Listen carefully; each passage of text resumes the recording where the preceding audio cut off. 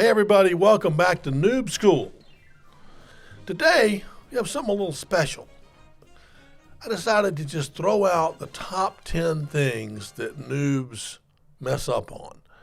I've seen it happen over and over again. So I'm going to give you the top 10 mistakes they make when kind of in their first year of selling. And maybe this will save some of you, save you the time, to make these mistakes and have to learn for yourself. So I'll just run through them real quick. Well, that was a nice quick episode here. The top 10 things not to do if you're a noob. Number one, and this is easier said than done, I suppose, but noobs tend to talk too much. And I think it's because they're nervous. Maybe they're uncomfortable with a pause.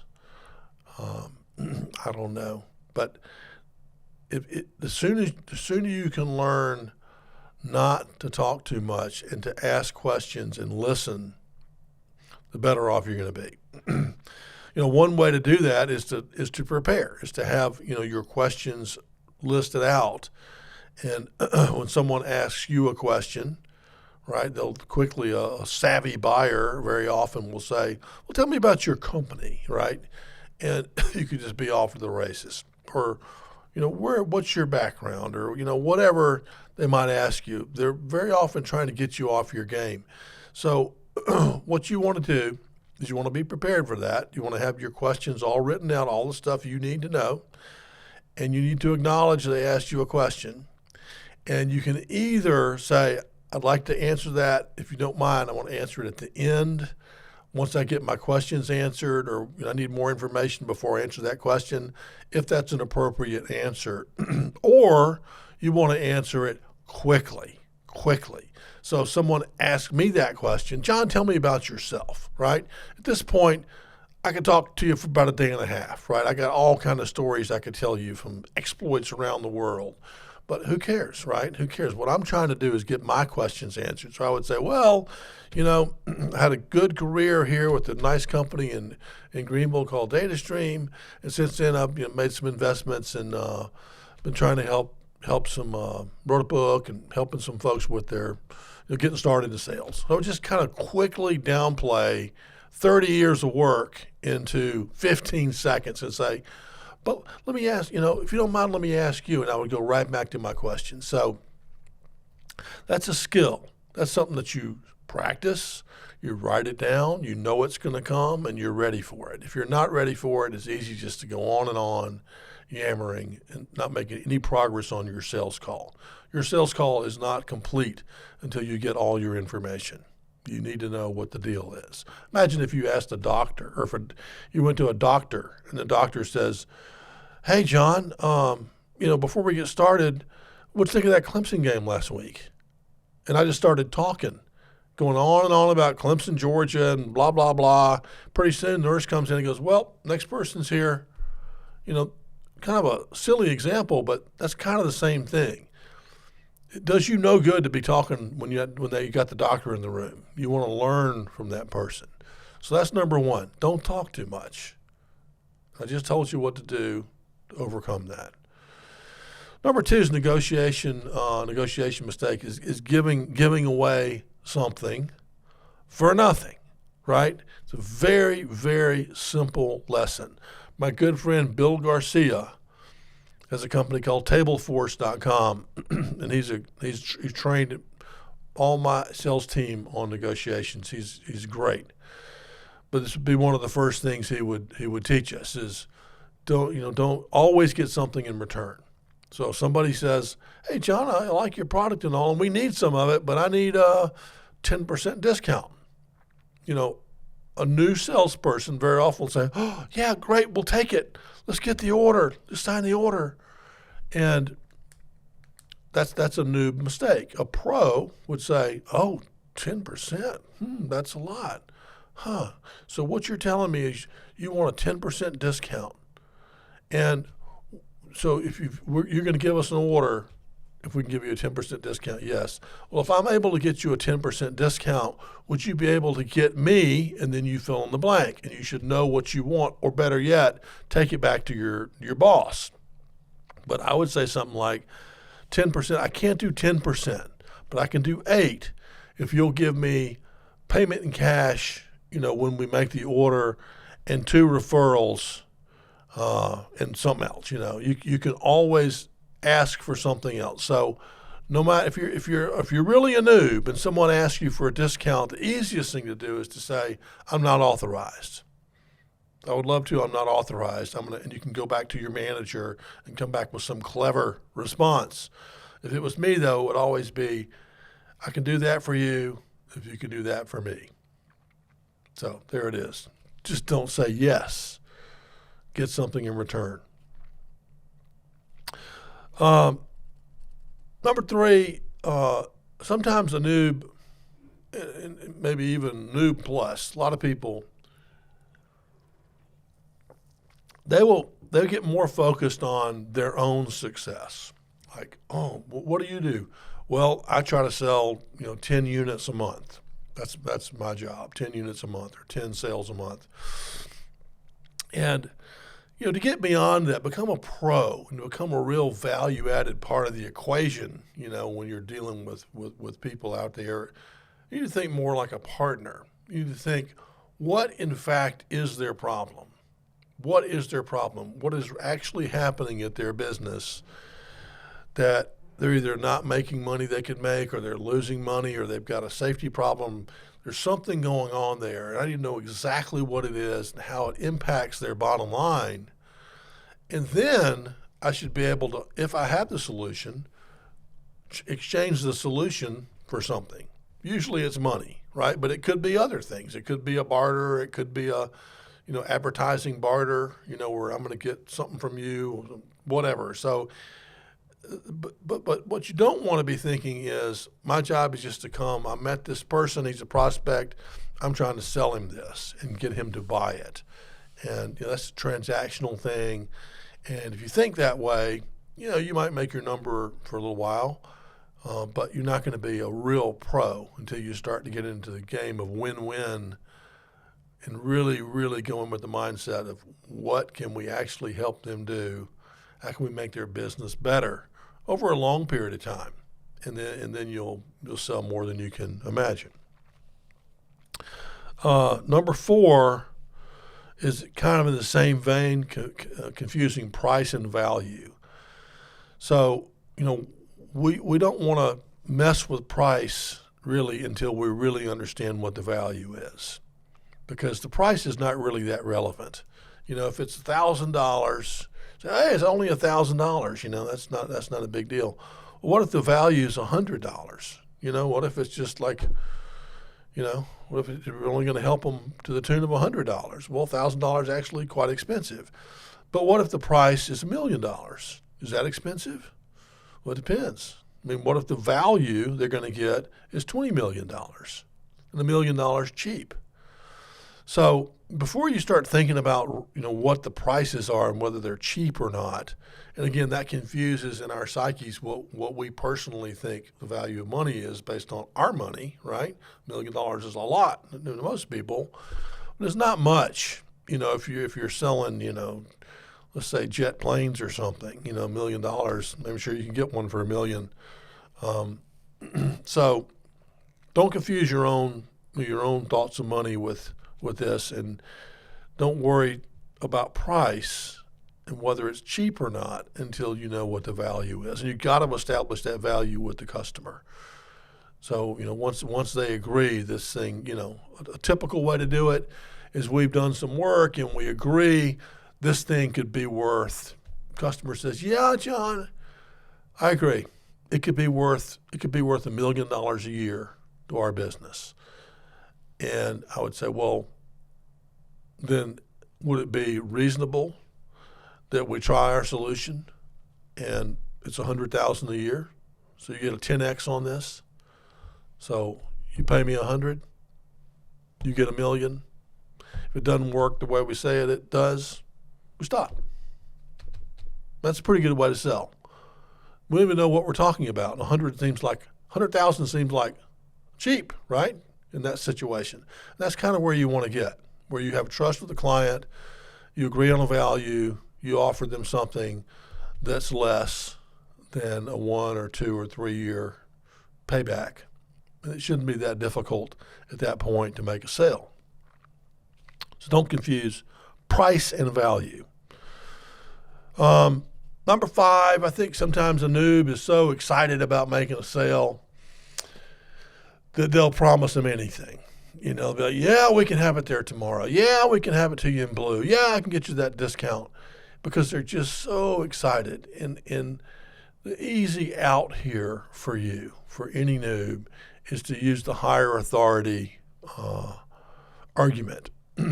So John will give it to you if it's in blue, or we'll give it to you if we can get it there by tomorrow. And just say, Charlie, I sure want to. I sure want to get it to you tomorrow, and I want to get it to you in blue, but I can't pull those strings. I don't know. I've got to take a break. I got to call my manager. I need till tomorrow. I need till this afternoon. Just buy some time. Use the fact that you're a noob to your advantage, and just take a time out. Call the boss. Figure out what the play is. So don't get overexcited about it. You can always check back with your manager to figure out what to do next. So number 6 is not closing the sale. This you can look at not closing a sale a lot of different ways. But the way I want to talk about today is just having the courage as a noob to simply ask the question, ask for the order. And you can ask for it a couple of times. You ask for it nicely, but you could say something, you could softly ask for it. Say, Charlie, if we sit down, if what I show you today that I came out here to show you, if this thing looks like it'll help you do what you want it to do, what do you think about placing an order this afternoon? Or what would it look like to get this order taken care of? How would you do something like this? So any number of ways you can kind of couch it. At the beginning of the call, in the middle of the call, you can say, I know we're about halfway through. And I know you're thinking about getting this thing. You said by Friday. How are we looking right now? Right? A nice, soft way to do it. And then, of course, at the end, you've seen it all. It looks like it'll help you. What would you like to do next? So a noob very often, in the worst situation, will talk a lot about themselves, a lot about the product, be real nice, get along well with the people, and never ask once about actually getting the order. So don't do that. And again, it's a real, like right now, I've got my cheat sheet right here, right? I'm just going down the list and checking things off. When I make a sales call now, I do the same thing. I promise you. I go in there, I have a piece of paper. Sometimes it's an index card. And I'm like, I brought some stuff with me. I want to make sure I get all these answered before I leave. That's why I wrote it here. So I just tell them, and they're like, oh. And you'd be amazed how many people like that. They like the fact that I'm meeting with them and I've actually got something. I'm not just, jaw-jacking or doing biz dev or, what are you up to? It's like, I've got some stuff to ask you. So write it down. It's a cheat sheet. Show it to them. No big deal. Number 7 is being unprepared to handle objections. Now, this is just pure lack of preparation. I mean, again, you could have it on your cheat sheet. You could go to your manager and say, hey, boss, before I go out to make this call, let's go over the common obstacles. What are the things they're going to tell me, the most common things, and what should I say in return? And you should have all those things. You should practice them with your trainer or your manager. And you can write them down, right? Maybe you write them small where they can't read them. I don't know. Maybe you put them on the back. But if you don't know the answers to the obstacles, then you should just write them down and have them written down here. And, I'm not talking about being tricky. Just if they say something like, if they say, we don't do business with people that are out on their first sales call, and you can say, well, is that all that's stopping us, from going forward? Well, yeah. that could be your answer. Is that all that's stopping us? Yeah. I said, well, great. What I'm going to do is get my manager, and we'll come back next Tuesday, and we'll bring the paperwork with us. That's a silly one, but anything they could possibly say, particularly the top 10, your manager should know what those are, and you should know the simple answer to each one. And again, this is a beautiful thing. If you're able to take the open book tests, and you don't use the book, whose fault is that? So write your stuff down, take it with you. And don't do it. Here's a noob thing too. I know you think I'm an old dude because I got a piece of paper. Don't do it on your phone, all right, or your iPad or your computer. I know it's very, very common now, particularly with younger people. I get it. It's very convenient. But, there's a lot of people, you're still, even young people, even though they do it, if somebody's kind of looking down and typing away and, on their computer or their phone, there's a little piece of your brain thinking, what are they doing? Are they really taking notes? Are they checking Twitter or Snapchat or I don't know, whatever it is they're checking. So use a notepad, book, or I take usually a note card with me, just a little note card. I can kind of just crib it, look at it. So it's an easy one. Objections, you don't have to be a magician. Figure out what they are and write them down. Write down the answers. Here's an easy one. I think when we're noobs, I think our emotions can run a little high. Maybe we're a little bit nervous, and sometimes a prospect will say something to poke at you a little bit. Maybe particularly if you're new, they might poke at you a little bit and say, oh, there's a new guy, I'm going to ask him some hard questions, or tell him he doesn't know what he's talking about, or, who knows what they're going to say. And here's the rule. It's an easy rule. No matter what, you don't lose your cool. You don't argue with the prospect, ever. You just don't do it. You want to be completely cool about it. There's nothing that can be helpful about you arguing with the prospect. You will not win the sale. You will not get a second chance. You want to be polite. You want to be cool. You want to just, keep working down your list. Understand where you're coming from, whatever. Just be cool about it. But figure it out any way you want to, but never argue with the prospect in a business situation. That's called getting your emotional needs met. And the business is not where we come to get our emotional needs met. This is where we make money. So be cool. Be cool. So number 9, this one again is easy. All right, it's easy. I think a noob sometimes thinks, well, I'm just going to show up at the meeting and I'm just going to wing it, right? I'm just going to wing it. And you kind of hope, and I've done this, of course I've done it. You kind of hope that, man, I'm just good enough where I can just wing it and I'll figure it out as we go. And I don't need to prepare. Maybe I don't know what to prepare. But I promise you, it's a cheat code if you will literally take the time to prepare for every meeting. And I mean, if you're going to actually have a meeting with someone or a Zoom call, spend some serious time. If you don't know them already, you should spend 30 minutes to an hour just studying all about them and all about their business. So you know what the heck you're talking about, and you're not like, oh, great, well, it's nice to meet you, Charlie. What's going on there at your company? Tell me about your company. Well, that's just telling that person you did not do your homework. It's not that big a deal. You're just out there fishing. So you need to show up and know what's happening and say, hey, Charlie, before we get started, congratulations. I saw you just bought that company in Singapore. That's cool. And I also saw, blah, blah, blah. So it is a cheat code. And again, it's work, but at least 30 minutes to an hour on a new person to figure out what the heck's going on. So that's part of your preparation. The other part is just preparing, like what we just talked about, the sheet. Who are they? What is it we're going to talk about? What do I want to talk about with them? What questions do I want to ask them? What are the objections I should expect? What am I going to do at the end? What is the very last thing I'm going to do? And I would literally, see how little check marks? Just check them off.